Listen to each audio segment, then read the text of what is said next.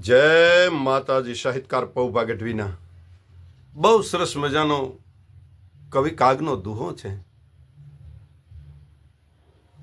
કે આ આંખ છે એ આખી દુનિયા જોવે, આખી દુનિયા આ આંખ જોવે, પણ આંખની માલ પર કણું પડે ને તો એ જોઈ ન શકે.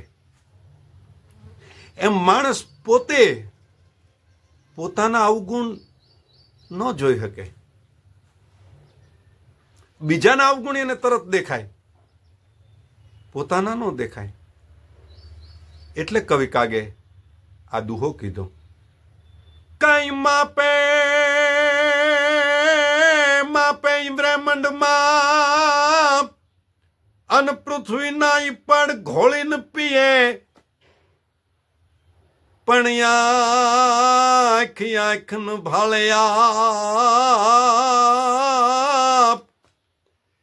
એવો તો કણું પોતાનું કાગડા, પણ આંખ આંખનો ભાળ્યા વો તો કણું રે પોતાનું કાગડા. આખી દુનિયાને જોવા વાળી આંખ પોતાનું કણું ન જોઈ શકે.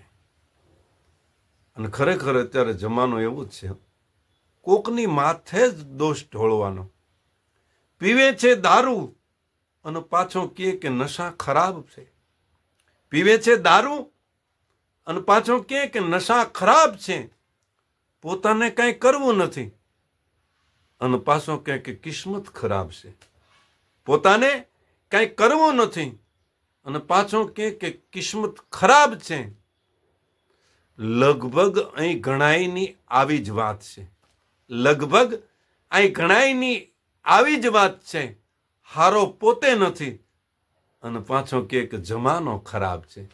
હારો પોતે નથી અને પાછો કહે કે જમાનો ખરાબ છે.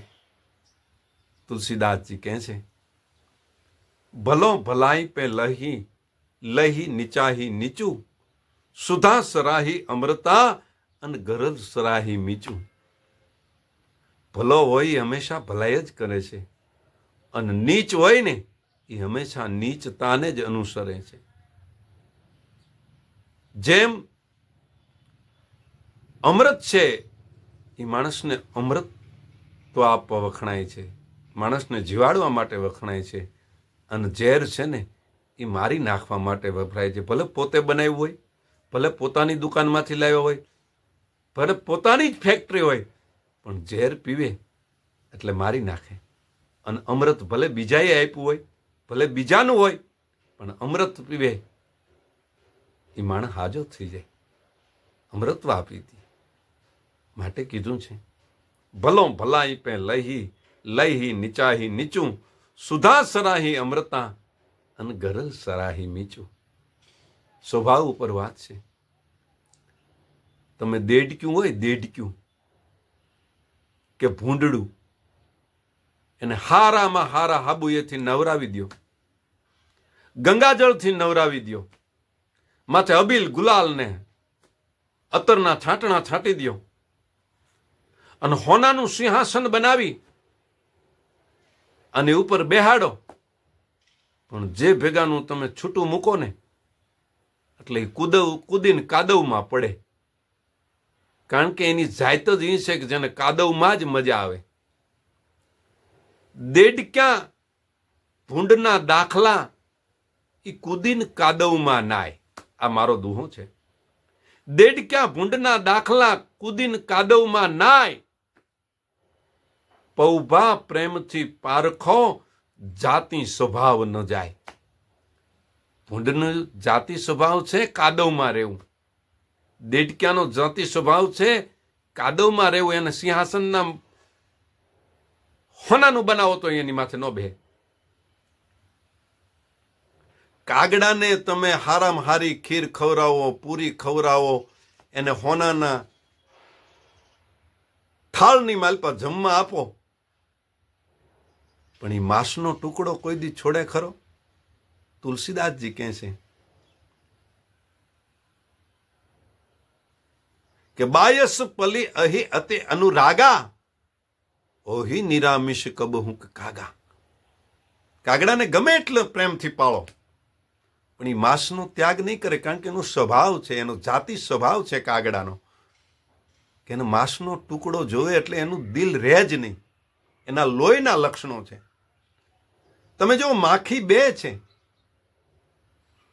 એક આપણી હરતી ફરતી આપણી અડખે પડખે ફરતી હોય એ માખી, આપણે ચા પીવાની થાય ને તો ચામાં પડી અને એનું મોત વોરી લે, પણ બીજાની ચા બગાડે. આ એક માખીનો સ્વભાવ. બીજી માખી છે એ મધમાખી છે. બેયનું કુળ નોખું છે. તો માખી જ બે માખી જ છે, પણ બેયનું કુળ નોખું છે. આ માખી મરી અને કોકની ચા બગાડે. ઓલી માખી છે એ મધપુડા ઉપર બેહે, એ સુગંધ ઉપર બેહે, એ ફૂલ ઉપર બેહે, એ મીઠા રસ ઉપર બેહે. એનો સ્વભાવ જ નથી કે દુર્ગંધ ઉપર બેહવું. જ્યારે આ માખી છે એ ગંદકી માથે જ બેહવા રાજી છે, કારણ કે બેયનો જાતિ સ્વભાવ નોખો છે બે માખી જ, પણ ઓલી મધની માખી છે અને આ કનડવા વાળી માખી છે. એમ જિંદગી આખી જાય કનક પિંજરે કાગની. હોનાના પિંજરાની માલપા તમે કાગડાને આખી જિંદગી પાળી રાખો.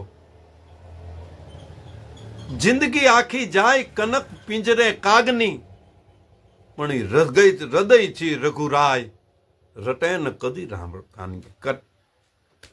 ઈ કોઈ દી રામ નામ બોલે જ નહીં. કાગડો થોડું રામ નામ બોલે. એનો જાતિ સ્વભાવ જ ના પાડી દે કે હું રામ નામ નહીં બોલું, કારણ કે કાગડાનો સ્વભાવ છે. એ બોલે તો એ બહુ વહરો લાગે, નકર કાગડા જેવી ને જેવી કોયલ છે, પણ કોયલ બોલતી હોય તો મીઠું લાગે. કાગા કિસકુ ધન હરે કોયલ કિસકુ દે, શબ્દ મીઠા સુનાય કે જગ અપના કર લે. કોયલ બોલતી હોય તો મીઠી લાગે,